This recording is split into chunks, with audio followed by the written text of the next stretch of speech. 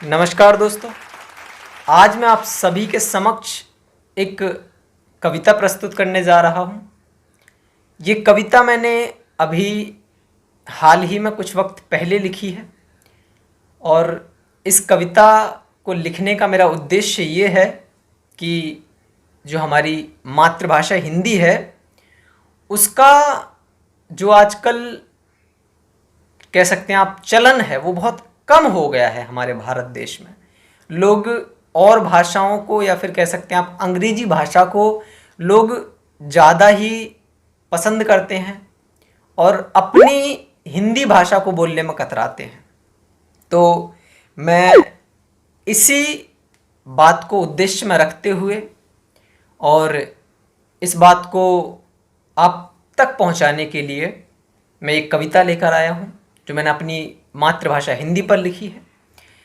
तो इस कविता को शुरू करने से पहले आप सभी को एक बात कहना चाहूँगा कि अगर कविता अच्छी लगे तो तालियों से नवाजिएगा ज़रूर। और हम चाहेंगे और हम सभी भारतवासी चाहेंगे कि अपनी हिंदी भाषा को हमेशा हम उस शिखर तक ले जाएं जहां सब भाषाएं फीकी पड़ जाएं। तो इस कविता को प्रस्तुत करते हुए और अपनी हिंदी भाषा के गौरव पर 2 लाइन या कह सकते हैं कि उसको अर्पित करते हुए मैं प्रस्तुत करता हूं आप सभी के सामने कि हमारा मान है हिंदी, हमारी शान है हिंदी। ये 2 पंक्तियां अपनी हिंदी भाषा के लिए कि हमारा मान है हिंदी, हमारी शान है हिंदी, लगे सुनने में मीठी जो वही सम्मान है हिंदी। हमारा मान है हिंदी, हमारी शान है हिंदी, लगे सुनने में मीठी जो वही सम्मान है हिंदी कि युगों युगों से महापुरुष इस भाषा से लालायित हैं। युगों युगों से महापुरुष इस भाषा से लालायित हैं क्योंकि स्वर व्यंजन लिए हुए 52 अक्षर यहाँ समाहित हैं। क्योंकि स्वर व्यंजन लिए हुए 52 अक्षर यहाँ समाहित हैं। और अगली पंक्तियां सुनिएगा कि इसके ज्ञान का भंडारण तो अद्भुत महासागरी है। इसके ज्ञान का भंडारण तो अद्भुत महासागरी है। वो लिखने में सुंदर लगे जिसकी लिपि ही देवनागरी है। वो लिखने में सुंदर लगे जिसकी लिपि ही देवनागरी है। और अगली पंक्तियां की अज्ञानी को लिखने में जो एक बड़ी चुनौती लगते हैं, अज्ञानी को लिखने में जो एक बड़ी चुनौती लगते हैं, हिंदी भाषा के अक्षर तो लिखने में मोती लगते हैं।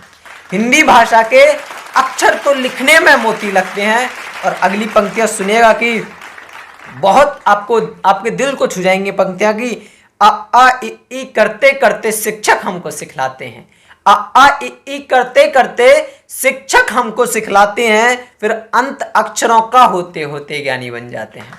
बहुत बहुत धन्यवाद दोस्तों कि आ आ इ ई करते करते शिक्षक हमको सिखलाते हैं, फिर अंत अक्षरों का होते होते ज्ञानी बन जाते हैं। कि कई हिंदी लेखक इस पंक्ति को जरूर सुनेगा कि कई हिंदी लेखककारों ने कविताएं और कहानी दी। कई हिंदी लेखककारों ने कविताएं और कहानी दी, तुलसी कबीर मीरा ने तो हिंदी को अलग निशानी दी। बहुत बहुत धन्यवाद दोस्तों कि तुलसी कबीर मीरा ने तो हिंदी को अलग निशानी दी। और अगली पंक्तियां हिंदी के गौरव के लिए और उसके मान के लिए कि हिंदी का गौरव और मान ना रुकता अब ना ठहर रहा। हिंदी का गौरव और मान ना रुकता अब ना ठहर रहा, दुनिया के कोने कोने में हिंदी का परचम लहर रहा। बहुत बहुत धन्यवाद दोस्तों कि दुनिया के कोने कोने में हिंदी का परचम लहर रहा। और अगली पंक्तियां की दुनिया की हर भाषा मानो छोटी सी निशानी लगती है।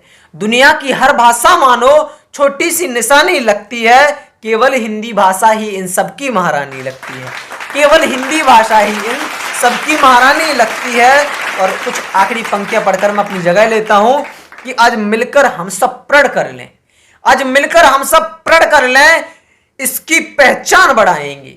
आज मिलकर हम सब प्रण कर लें, हमारा हर भारतवासी का कर्तव्य है। तो उस पर 2 पंक्तियां की आज मिलकर हम सब प्रण कर लें, आज मिलकर हम सब प्रण कर लें, इसकी पहचान बढ़ाएंगे। हम विश्व के कोने कोने में हिंदी हिंदी दोहराएंगे। हम विश्व के कोने कोने में हिंदी हिंदी दोहराएंगे। और इसकी आखिरी पंक्तियां पढ़कर मैं अपनी जगह लेता हूं कि कर्तव्य, हर भारतवासी का क्या कर्तव्य सुनिएगा कि हम कि हम विश्व के कोने कोने में हिंदी हिंदी दोहराएंगे कि कर्तव्य हमारा है हमको हिंदी की आन बनानी है। कर्तव्य हमारा है हमको हिंदी की आन बनानी है। हर जुबां पे हिंदी हिंदी हो ऐसी पहचान बनानी है। हर जुबां पे हिंदी हिंदी हो ऐसी पहचान बनानी है। बहुत बहुत शुक्रिया दोस्तों। और अगर आप लोगों को ये कविता बहुत पसंद आई हो और अच्छी लगी हो तो इस कविता को अपना प्यार और अपना स्नेह जरूर दीजिएगा। बहुत बहुत धन्यवाद दोस्तों।